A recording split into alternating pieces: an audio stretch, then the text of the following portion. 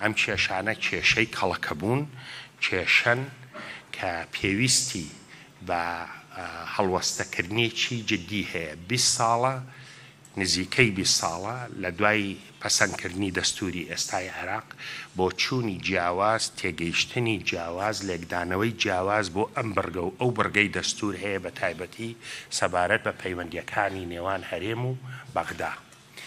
وای لێ هاتووە ئێستا کێشەکانمان هەموو ساڵێک لە مەسەلەی میزانیە لێتەوە کایە. من پێم وایە چه خەڵکی کوردستان چه خەڵکی ناوچەکانی تری عێراقیش ئەم وەزعیان بە وەزعیکی جۆر و ناپەسەند لا ڕوونە، پێویستی بە چارەسەرێکی بنەڕەتی هەیە. من بەڕوونی و بە ئاشکرایی دەڵێم ئەم پەیوەندیی نێوان هەرێم و بەغدا کێشەی بنەڕەتی تیا هەیە. لە دوای 20 ساڵ سەرباری کێشەکانی تری حکومڕانی خەڵکی عێراق و پێکهاتەکانی عێراق بە کوردیشەوە پێویستمان بە چارەسەری بنەڕەتی هەیە.